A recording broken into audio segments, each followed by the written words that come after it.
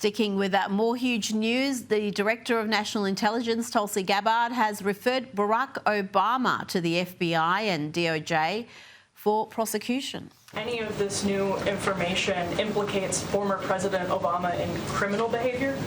We have referred and will continue to refer all of these documents to the Department of Justice and the FBI to investigate the criminal implications of this. For even former President Obama? Correct. The evidence that we have found and that we have released directly point to President Obama leading the manufacturing of this intelligence assessment. There are multiple pieces of evidence and intelligence that confirm that fact.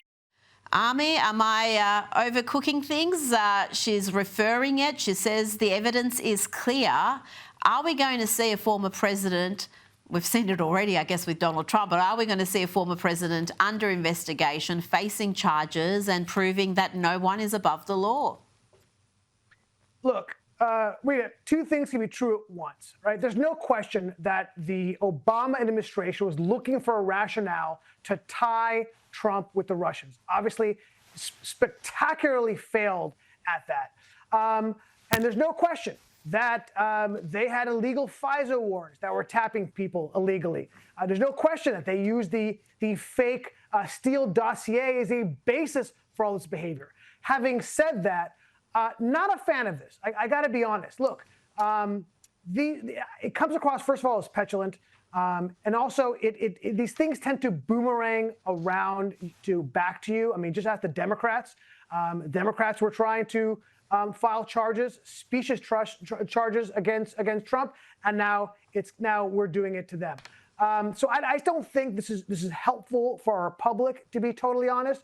And whether or not he'll be facing charges, look, Trump v. United States, Supreme Court decision last year, gave wide-ranging immunity to the president, not just President Trump, but all presidents. So no, I actually don't think any charges will be filed. I don't think he will be prosecuted.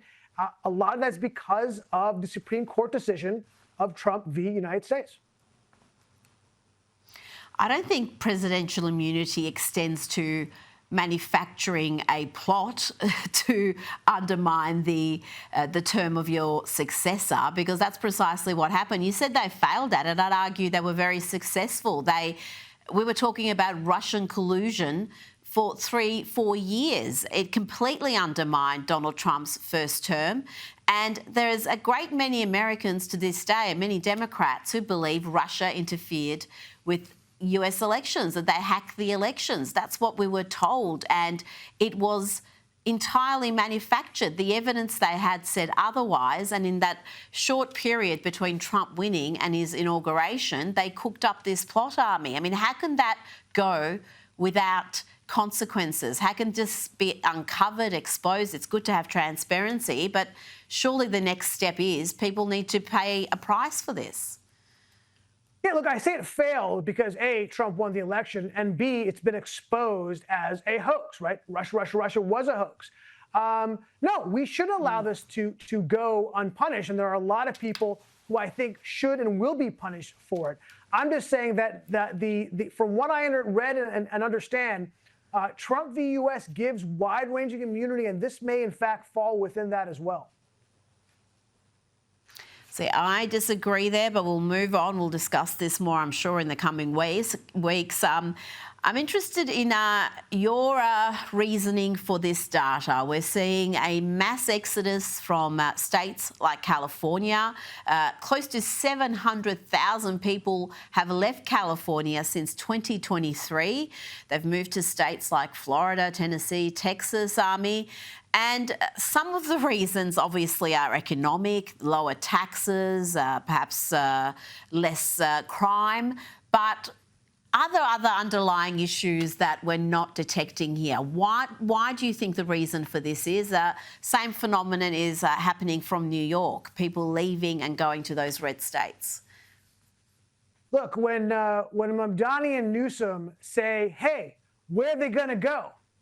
Yeah, bro. We see where they're going to go. They're going to go to Texas. They're going to go to Tennessee. They're going to go to Florida. And they have. Obviously, look, there's a lot of advantage having money. Money is a good thing, right? One of the advantages, it gives you mobility. You could pick up and you can leave. You're not tied to one place. Look, I'll tell you a quick story about why people are leaving. Look, I own a property in Los Angeles. I'm a former Californian, Los Angelino. And I want the entire push for the city is for higher density in housing. They want to take single family homes and they want to convert them to apartment buildings. So of course I want to do that. It's more profitable for me to tear down the single family home that I rent and build an apartment building. But they make it so difficult for me to do what they want me to do because they want me to create higher density, but they don't want to make money. They want to put me through the ringer. They want to put me through 2 years of regulations and expense to do it. And guess what? I'm not doing it because it's not worth it.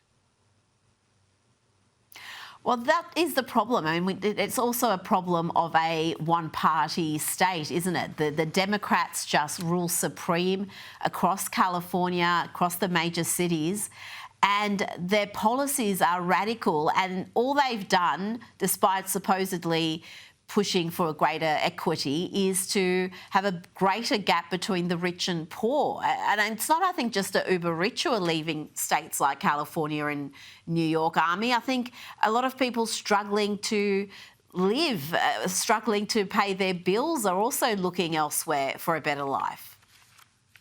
No question about it. Why would you want to, if you're just trying to get by and of course, you're the middle class, right?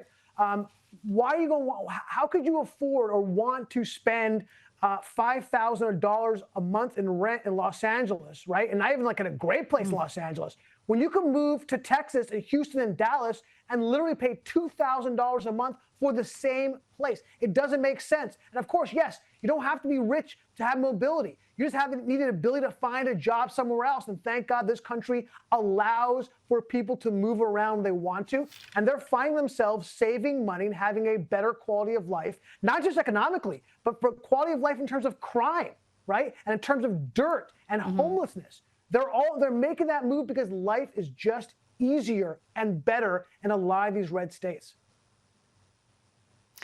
Absolutely. And you know what? As long as they don't take their voting habits with them to these red states, it's all good. Let them go where they want to go. Ami Horowitz, thank you so much for your time tonight.